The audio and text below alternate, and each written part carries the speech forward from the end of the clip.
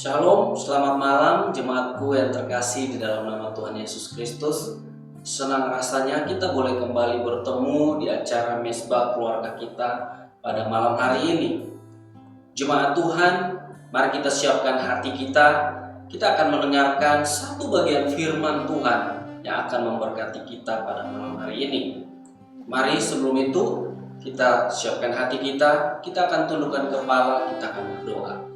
Mari kita berdoa.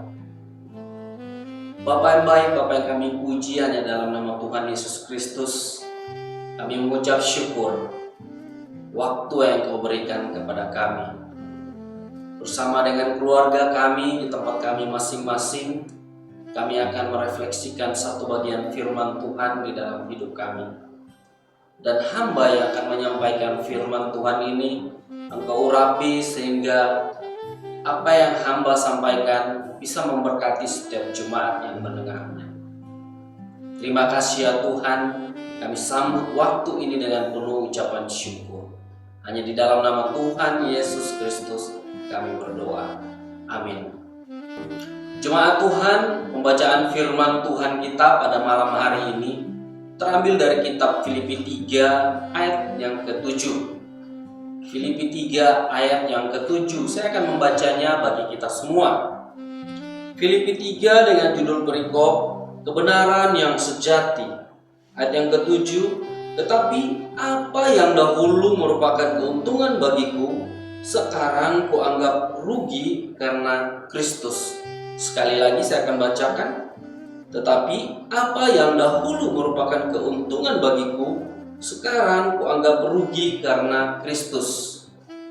Saudara yang terkasih, tema perenungan kita pada malam hari ini yaitu perubahan hidup.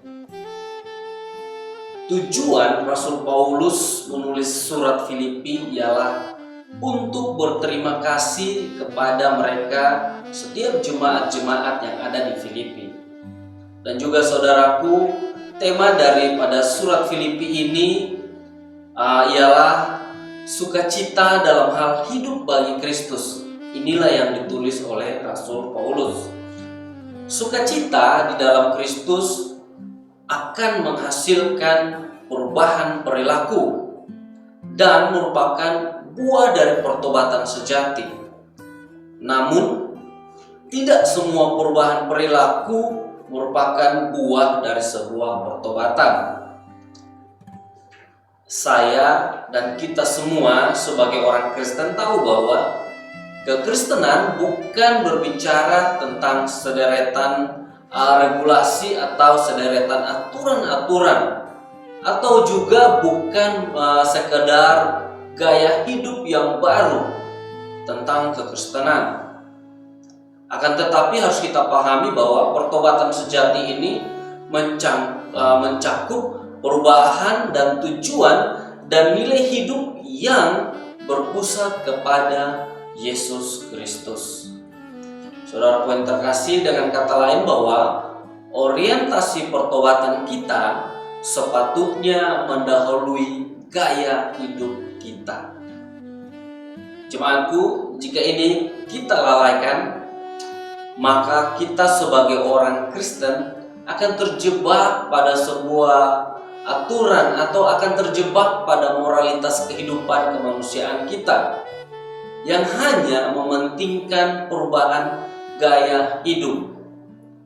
Tetapi kita menyepelekan kuasa Yesus Kristus yang sebenarnya menghidupkan perubahan iman itu terjadi di dalam diri kita. Saudara yang terkasih dalam nama Tuhan Yesus, jika kita melihat kembali bagaimana perubahan hidup seorang Paulus yang sudah kita baca dalam Filipi 3 ayat 7, di mana Paulus bukan hanya memaparkan bagaimana perubahan gaya hidupnya saja, tetapi yang lebih penting lagi tentang perubahan kualitas nilai hidup itu, yang mana muncul dari tujuan hidup yang kristosentris atau yang sepenuhnya berpusat kepada Yesus Kristus. Jemaatku yang terkasih di dalam nama Tuhan Yesus, jika hidup kita tidak diarahkan pada Kristus, maka semua kebaikan yang kita lakukan hanyalah sebuah kesalehan yang menipu mata banyak orang, dan tidak peduli seberapa hebat kita melakukan kesalehan itu. Di mata Tuhan, semua itu adalah kebohongan. Saudaraku yang terkasih dalam nama Tuhan Yesus, perubahan iman merupakan sebuah transformasi di mana akal budi kita, di mana iman kita harus berpusat kepada Yesus Kristus. Ini yang membuat hidup kita menjadi baru di mata Tuhan. Orientasi ini mencakup tujuan, mencakup nilai dan makna hidup yang semuanya kembali berpusat kepada Yesus Kristus. Jemaatku yang terkasih dalam nama Tuhan Yesus, sekarang kuanggap rugi karena Kristus sudah hidup di dalam diri kita. Jika kita bertobat sungguh-sungguh, semua yang di belakang kita yang tidak penting lagi kita tinggalkan. Kita sudah memasuki tahun yang baru, jemaatku, di mana semua hal yang tidak menyenangkan Tuhan kita tinggalkan di belakang kita.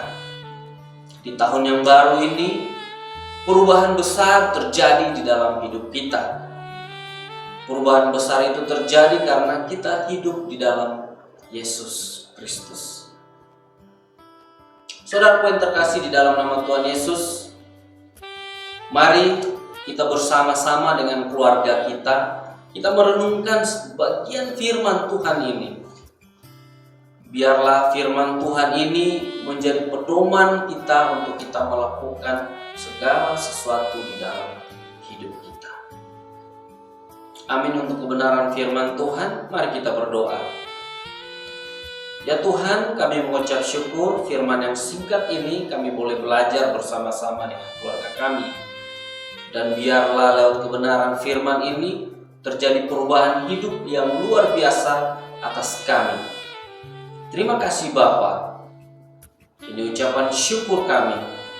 Hanya di dalam nama Tuhan Yesus Kristus kami berdoa. Amin.